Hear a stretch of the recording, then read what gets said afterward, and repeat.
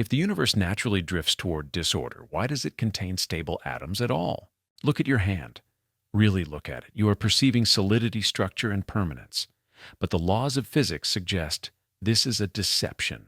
The default behavior of the universe is not order. It is the statistical tendency toward maximum entropy. Energy disperses, matter annihilates. Left to itself, reality drifts toward a cold, uniform silence. By all statistical probability, you should not be here. The continued existence of atoms is an extreme deviation from the most likely outcome. This stability is not a guarantee. It is a temporary containment state imposed on matter.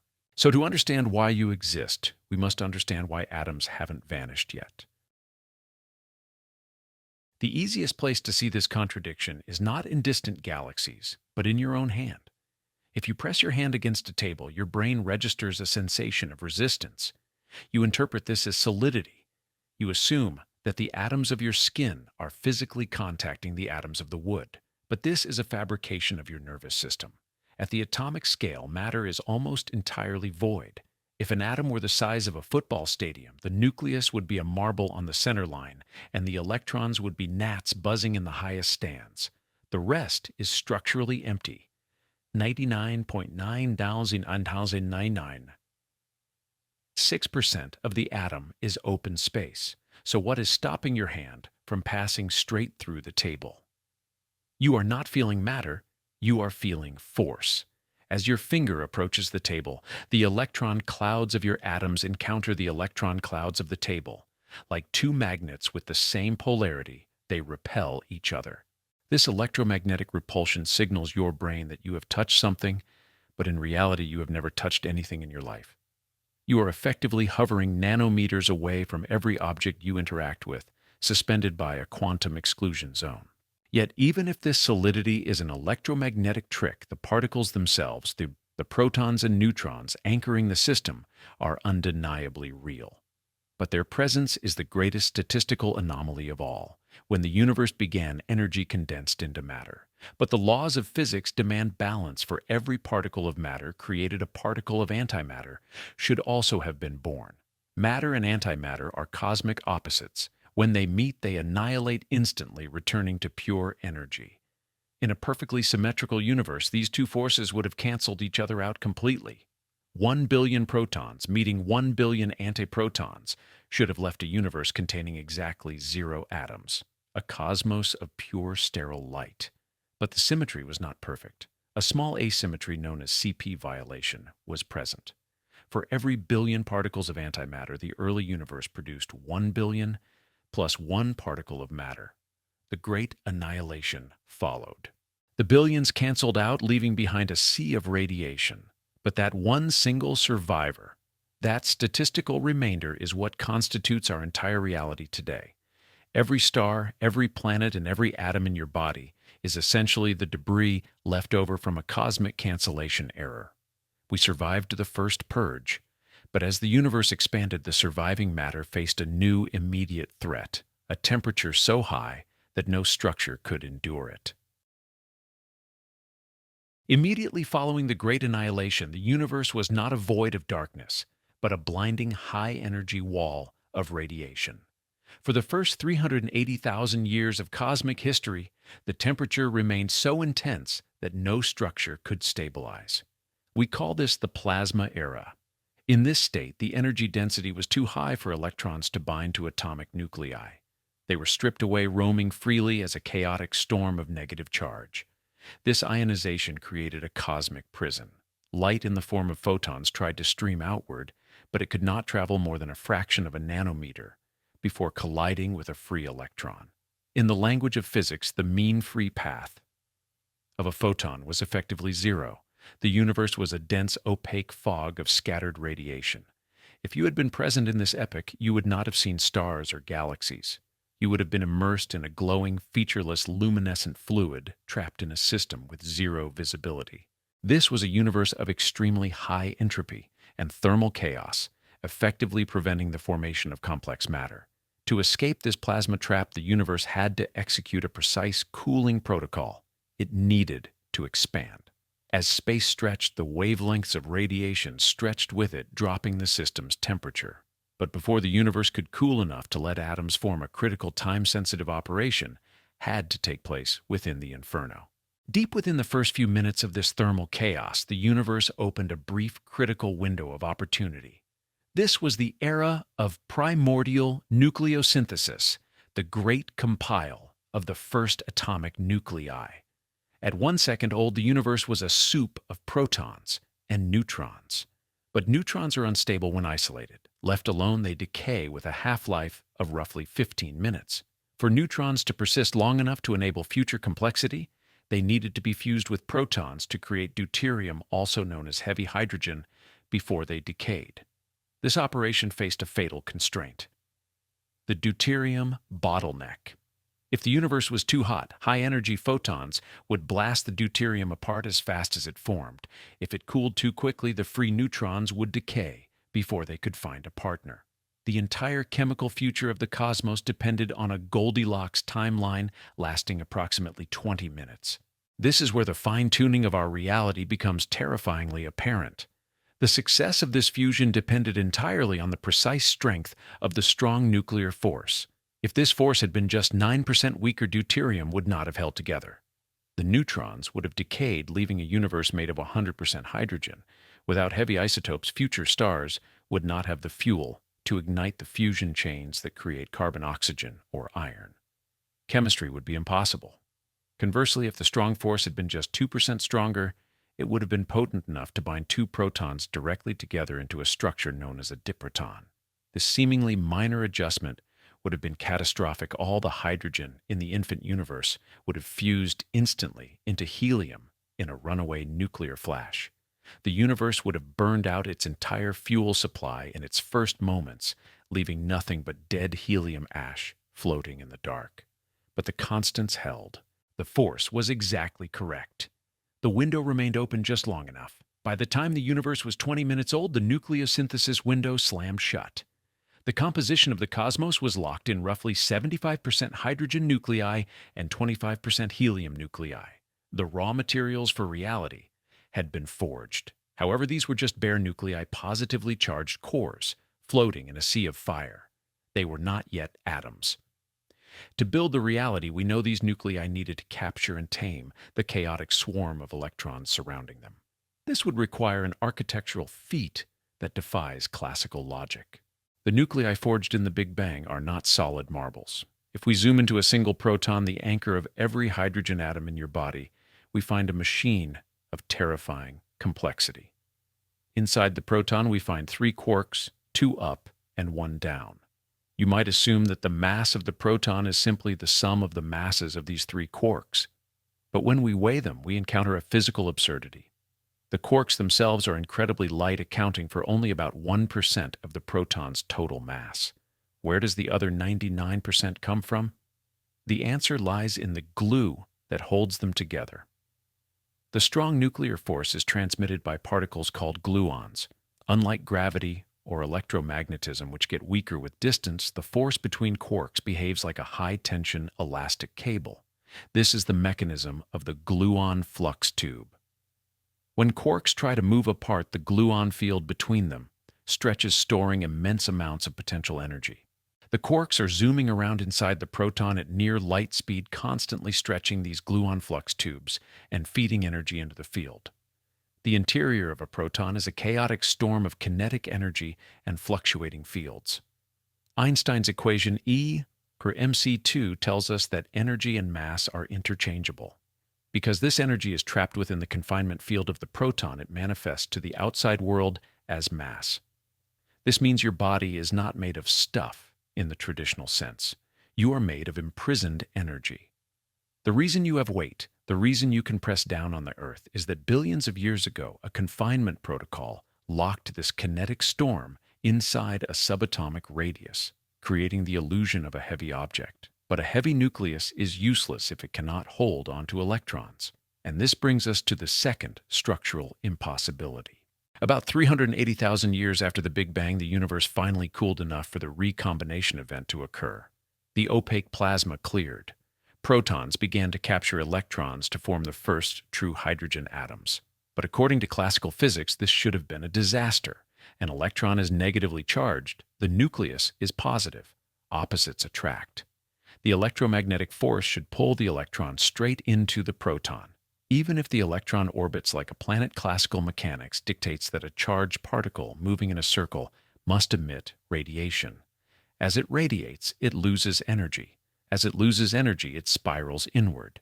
Calculations show that every atom in the universe should have collapsed in less than a picosecond. Why didn't they? Why are we not living in a soup of collapsed neutrons? The atom is saved by a loophole in reality. The Heisenberg uncertainty principle. In the quantum realm, nature forbids us from knowing a particle's position and momentum simultaneously with perfect precision. This is not a measurement error. It is a fundamental property of the universe. If an electron were confined to the nucleus, its position would be extremely well defined, forcing its momentum, uncertainty, to explode. The uncertainty principle forbids this level of certainty. So, as the electron is pulled closer to the nucleus by attraction, its position becomes more confined. To compensate and preserve the uncertainty rule, its momentum must become increasingly wild and uncertain. The electron begins to vibrate with frantic kinetic energy, pushing back against the electromagnetic pull. The electron does not orbit the nucleus like a distinct moon. It smears out into a probability cloud, a standing wave of existence. It is everywhere and nowhere at once. This fuzziness creates a quantum pressure, a zero-point kinetic pressure that acts as a structural pillar, preventing the electron from ever collapsing into the center. The atom is therefore a metastable balance of opposing forces.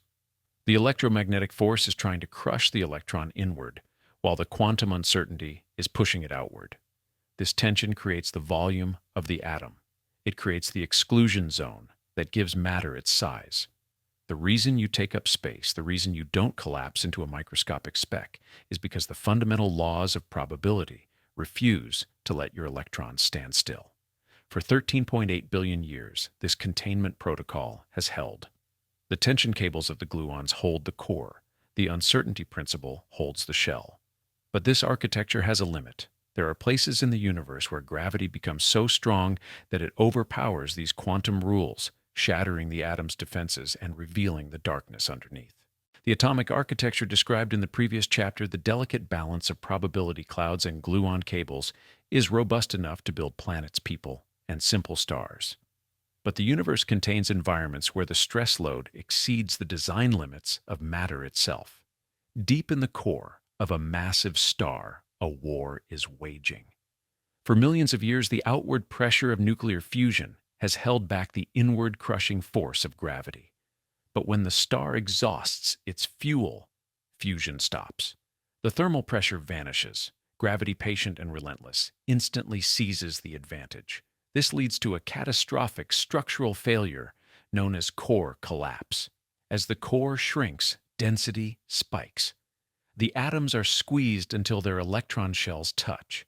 The quantum loophole we discussed, the quantum pressure created by the Pauli exclusion principle and the uncertainty principle, fights back with everything it has. But if the core becomes massive enough to exceed the Chandrasekhar limit, gravity simply pushes harder. The containment field is breached. In a fraction of a second, the impossible happens. The immense pressure forces the electrons to do the one thing quantum mechanics usually forbids. They are crushed directly into the protons. This is a catastrophic violation of the atom's structural integrity. The negative electrons merge with the positive protons to form neutral neutrons, releasing a flood of neutrinos. This process, called inverse beta decay, effectively deletes the empty space within the atom. The stadium collapses as the distinction between shell and core is erased. The intricate hollow architecture of the atom is obliterated. The distinction between one atom and another vanishes. The core transforms into a city-sized atomic nucleus, a neutron star. To understand the magnitude of this failure, we must look at the density of the wreckage. A neutron star is the degenerate state of matter. It packs the mass of roughly 330,000 Earths into a sphere only 20 kilometers wide. If you could capture just 1 teaspoon of this material, it would weigh 1 billion tons, roughly the mass of Mount Everest. On the surface of this object, the concept of height becomes meaningless. Gravity is 100 billion times stronger than on Earth. If you were to drop an object from a height of 1 meter, it would impact the surface in a microsecond, accelerating to 7 million kilometers per hour. At this impact speed, the object would not just break, its atoms would be mechanically liquefied, spreading out into a layer only 1 atom thick. But the true horror of structural failure lies deeper inside. As we descend through the crust of a neutron star, the pressure rises to levels where atomic nuclei are forced into bizarre fluid-like arrangements. Physicists call this nuclear pasta. At these densities, the competition between the repulsive electric force of protons and the attractive nuclear force creates geometric phases of matter never seen anywhere else. Gnocchi phase nuclei are squeezed into clumps. Spaghetti phase. As pressure mounts, clumps fuse into long, dense rods. Lasagna phase. Deeper still, the rods flatten into solid sheets of nuclear matter. This nuclear pasta is the strongest material in the known universe, calculated to be 10 billion times stronger than steel. It is the ultimate solid. It is a monument to the defeat of the atom. Here, the beautiful complexity of chemistry, the ability to bond, to react, to create life, is crushed into a sterile, uniform density. A neutron star is a gravitational archive, a place where matter is locked away in a state of maximum compression, unable to ever participate in the dance of life again. This is what happens when matter is structurally overwhelmed by gravity. It is a violent, dramatic death. But for the atoms that escape this fate, for the atoms in your body right now, there is a different destiny waiting. They will not be crushed by pressure. They will be unraveled by time. We tend to view atoms as the ultimate symbols of permanence. Diamonds are forever. Gold is immutable. We assume that while stars may burn out and civilizations may crumble, the protons and neutrons that make up the debris will remain intact until the end of time. But modern physics suggests that forever is a word that does not apply to matter. In the standard model of particle physics, the proton is thought to be stable. However, in the pursuit of a grand unified theory, a framework that aims to unite the fundamental forces, physicists have stumbled upon a sobering mathematical prediction: the proton itself has an expiration date. It is not truly stable, it is merely long-lived. According to these theories, the fundamental containment of the quark triplet is not absolute. Over a timescale of roughly 1034 years, quantum tunneling could allow a proton to decay. This would occur through the mediation of hypothetical ultra-heavy bosons predicted by grand unified theories, converting its quarks into lighter particles such as leptons and mesons. In that instant, the proton does not explode. It decays into lighter non-baryonic particles. It dissolves into a flash of gamma rays and subatomic shrapnel. If this theory holds true, then all the atoms in the universe are slowly evaporating. It is a process too slow to observe in a human lifetime, or even in the lifetime of a galaxy. But on cosmic timescales, it spells the inevitable doom of the material world. Picture the far future. The stars have long since burned out. Black holes have evaporated via Hawking radiation. All that remains are degenerate stellar remnants, white dwarfs, neutron stars, and slowly evaporating black holes drifting in the dark. But even these remnants will not last. As protons decay one by one, planets will silently dissolve into light. The era of matter will eventually end, replaced by the dark era, a universe populated only by photons and leptons, drifting in an ever-expanding thin soup of nothingness. Matter, it seems, is not the final state of the universe. It is just a transient phase, a momentary solidification of energy that eventually melts back into the void. Proton decay is a slow, quiet exit, a fading away. But there is another theoretical mechanism that could end the atomic age, not with a whimper, but with a sudden, total rewrite of physical law. This threat comes from the very foundation of mass itself, the Higgs field. The Higgs field is the energy grid that permeates the universe, giving particles their mass. Think of it as the surface upon which reality sits. For atoms to exist, this surface must be stable. We assume we are sitting at the bottom of the valley, the lowest possible energy state, or true vacuum. But measurements of the Higgs boson mass around 125 GeV suggest something unsettling. We might not be at the bottom of the valley, but resting on a small ledge halfway down the cliff. This state is called metastability. We are stable for now, but we are precarious. If a high-energy event or a random quantum tunneling fluctuation were to occur at any point in the cosmos, a tiny region of space could slip off the ledge and fall to the true bottom. This would create a bubble of true vacuum. Inside this bubble, the Higgs field would settle at a different value. Because the properties of all elementary particles depend on the Higgs value, the laws of physics inside the bubble would be instantly rewritten. Electrons might become heavy, protons might repel each other, electromagnetism might vanish, chemistry would become impossible. Atoms could not hold together. The terrifying aspect of this phase transition is its speed. The bubble of true vacuum would expand at the speed of light. Because no information can travel faster than light, we would never see it coming. There would be no warning signs, no distant flash on the horizon. One moment we are here held together by the familiar laws of the standard model. In the next nanosecond, the wall of the bubble passes through Earth. Atomic structures would no longer be physically definable. The containment protocols of our biology would fail. We would not feel pain. The neural impulses that carry the sensation of pain travel far slower than the speed of light. We would simply cease to be biological entities and become part of the new alien physics of the true vacuum. This is the global phase transition. It is not death in the biological sense, it is a system format. The operating system of the universe is uninstalled and replaced with a new version 1, where the file format human is no longer supported. So we find ourselves in a precarious position. We are built from particles that are slowly evaporating, living in a universe that could fundamentally reset its own rules at any moment. And yet, here we are. When we look at the timeline of the cosmos, from the blinding flash of the Big Bang to the cold silence of the heat death, we realize something profound. We are not living in a normal era of the universe. We are living in a brief, exotic flash of complexity.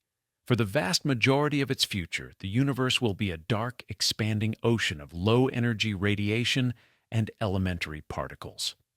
The era of atoms, the stelliferous era where stars shine and matter clumps into planets, is incredibly short. It is a fleeting phase transition, a momentary flicker of structure between the chaos of the beginning and the emptiness of the end.